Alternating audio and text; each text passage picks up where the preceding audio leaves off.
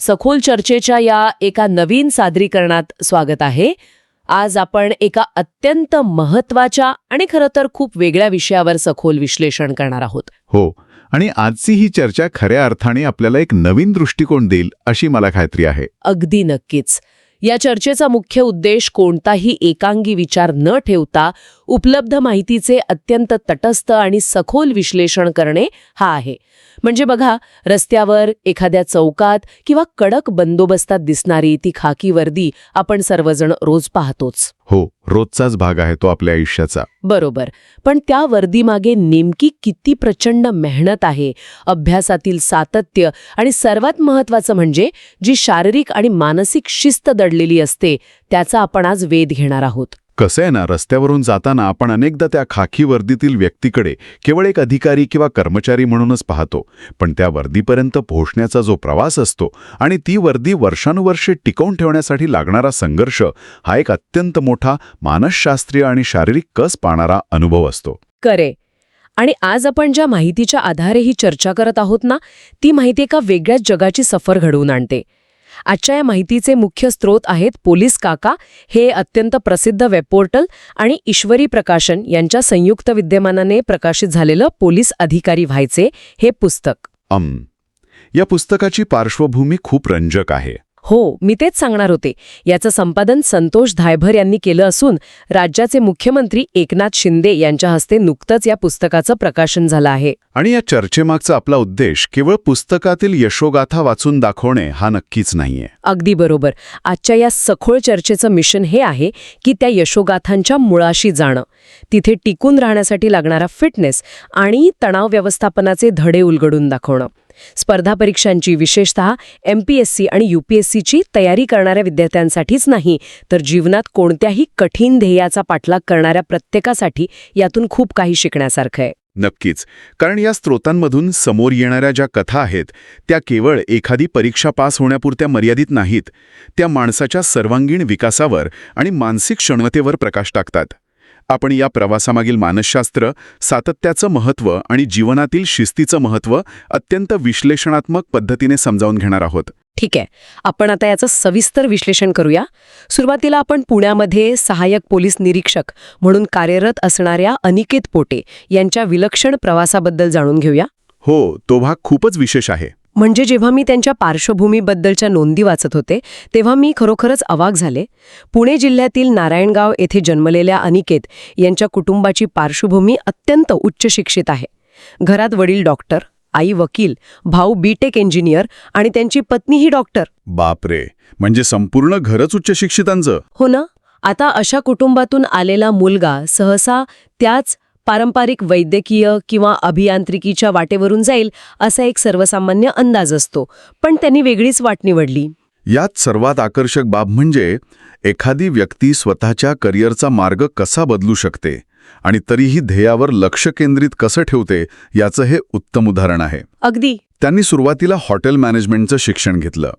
आता एकीकडे हॉटेल मॅनेजमेंटसारखं पूर्णपणे वेगळं व्यावसायिक शिक्षण सुरू असताना दुसऱ्या बाजूला स्पर्धा परीक्षेसारख्या अत्यंत अनिश्चित आणि खडतर वाटेवर चालणं, यासाठी प्रचंड मानसिक स्थैर्य लागतं. आणि हे केवळ हॉटेल मॅनेजमेंट पुरतंच मर्यादित राहिलेलं नाही.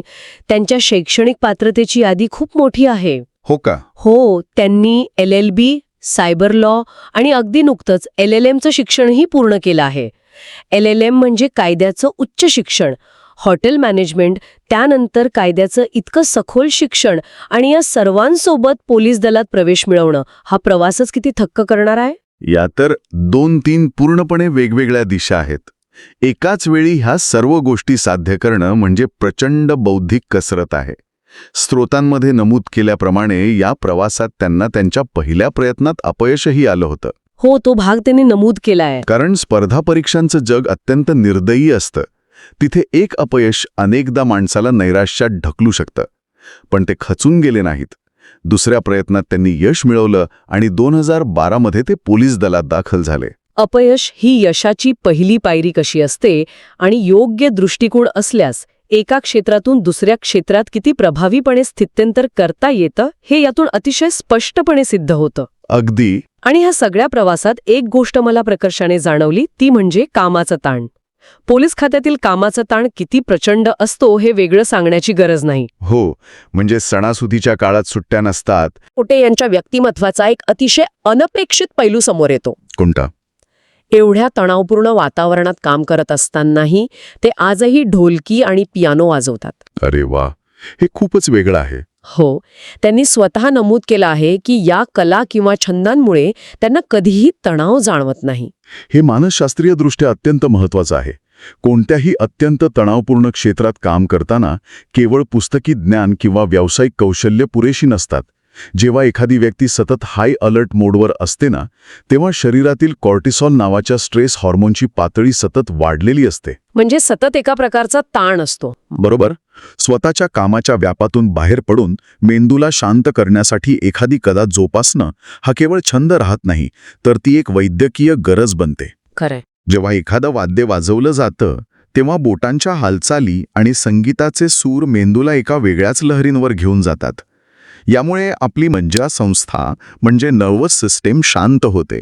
म्हणूनच पियानो किंवा ढोलकी वाजवण्यासारख्या छंदांमुळे त्यांना पोलीस दलातील आव्हानांना सामोरे जाण्यासाठी एक प्रकारची मजबूत मानसिक ढाळ मिळते. आता इथेच हा विषय खऱ्या अर्थाने आणखी रंजक बनतो. जेव्हा मी त्यांच्या दिनक्रमाबद्दल आणि शारीरिक शिस्तीबद्दल वाचलं तेव्हा मला खरंच खूप आश्चर्य वाटलं. काय आहे त्यांचा दिनक्रम? अनिकेत पोटे यांचा दिनक्रम पहाटे सुरू होतो. रोज सकाळी 5:30 ते 7:30 ते मैदानावर सराव करतात. त्यानंतर 7:30 ते 8:30 जिम आणि मग सकाळी 10 वाजता ऑफिस गाठतात. म्हणजे रोज 3 तास शारीरिक मेहनत. हो, आणि कामाच्या वेळा कितीही बदलल्या, रात्रपाळी असली किंवा आदल्या रात्री कितीही उशीर झाला तरीही जिमचा 1 तास ते कधीच चुकवत नाहीत. उपलब्ध माहितीनुसार कोविडच्या त्या अत्यंत कठीण काळातही जेव्हा सर्व जग थांबलं होतं आणि सर्व जिम बंद होत्या तेव्हा त्यांनी घरातच जिम सुरू ठेवली आणि आपला सराव कायम ठेवला. हे खरोखरच सातत्याचं उत्तम उदाहरण आहे.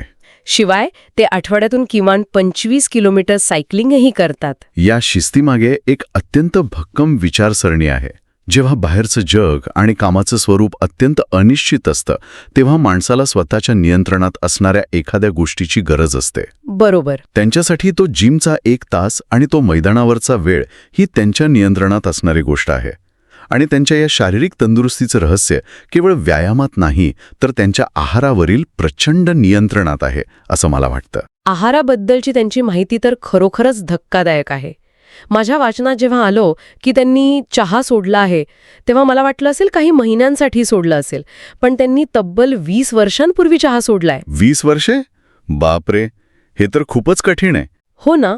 महाराष्ट्रात राहून जिथे चहा हा एक जिव्हाळ्याचा विषय आहे आणि पोलिसांसारख्या तणावपूर्ण नोकरीत राहून सलग 20 वर्ष चहा न पिणं म्हणजे खरोखरच एक तपश्चर्या आहे. 20 वर्ष चहा न पिणं हा केवळ आहाराचा निर्णय नाहीये, तर तो एका प्रचंड मानसिक निग्रहाचा पुरावा आहे. पोलीस स्टेशनमध्ये कामाचा ताण घालवण्यासाठी चहाचे अनेक कप सहज प्याले जातात. तिथे हा मोह टाळणं अजिबात सोपं नसतं. आणि त्यांचा आहाराचा नियम अगदी स्पष्ट आहे. सकाळी राजासारखा हेल्दी नाश्ता, दुपारी थोडं जेवण आणि संध्याकाळी एकदम कमी खाणं. शिवाय बाहेरचे तेलकट आणि हॉटेलचा चमचमीत पदार्थ ते अजिबात खात नाहीत. कामावर असताना कायम घरचा डबा त्यांच्यासोबत असतो. म्हणजे पूर्णपणे घरचं अन्न. हो.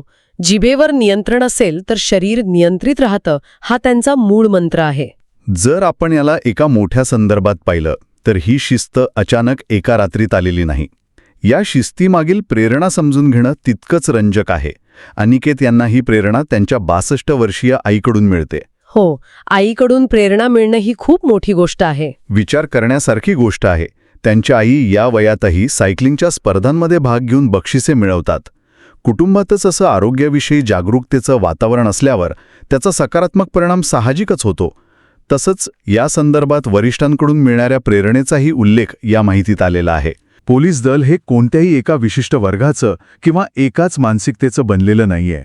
ते विविध पार्श्वभूमीतून आलेल्या, वेगवेगळ्या वाटावरून चालत आलेल्या, पण समाजसेवा आणि कायदा सुव्यवस्था राखणे या एकाच ध्येयाने प्रेरित असलेल्या लोकांचं बनलेलं एक अत्यंत संघटित दल आहे.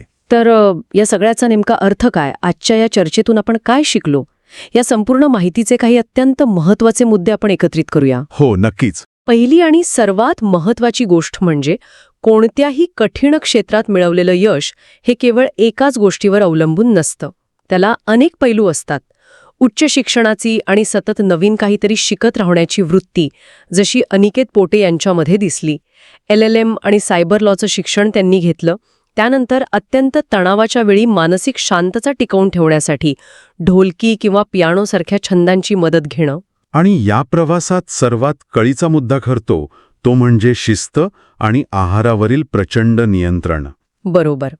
20 वर्षे चहा न पिणं, रोज सकाळी पहाटे 5:30ला उठून न चुकता सराव करणं, घरातल्या घरात जिम करून स्वतःच्या शरीरावर मेहनत घेणं आणि स्वतःच्या जिभेवर ताबा ठेवून केवळ घरचाच डबा खाणं. ह्या गोष्टी ऐकायला सोप्या वाटतात, पण प्रत्यक्षात अंमलात आणायला खूप कठीण असतात. खरोखरच खूप कठीण आहे ते. वरिष्ठांकडून, जसं की अमिताभ गुप्ता यांच्याकडनं, आणि घरातनं, जसं की 62 वर्षीय आईकडून मिळणारी प्रेरणा माणसाला पुढे जाण्यासाठी किती आवश्यक असते हेही आपण पाहिलं.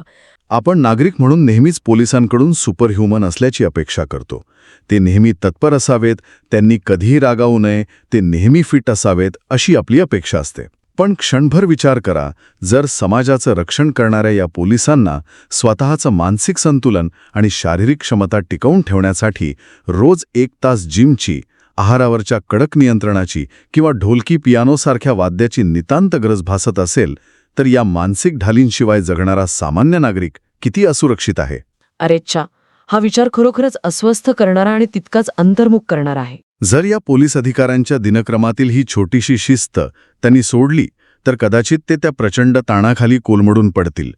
मग प्रश्न हा उरतो की आपण आपल्या रोजच्या धकाधकीच्या आयुष्यात ताणतणावांचा सामना करण्यासाठी स्वतःसाठी कोणती मानसिक ढाल तयार केली आहे.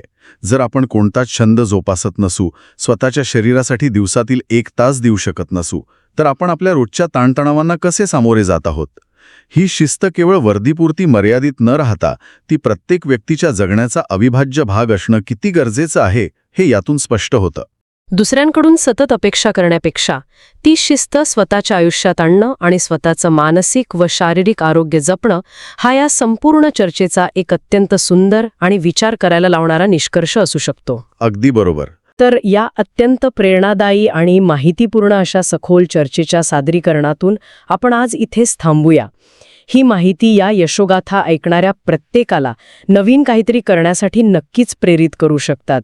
कायम नवीन माहिती शोधत रहा, स्वतःला अपग्रेड करत रहा आणि सर्वात महत्त्वाचं म्हणजे कायम उत्सुक रहा. ऐकत राहिल्याबद्दल खूप खूप धन्यवाद.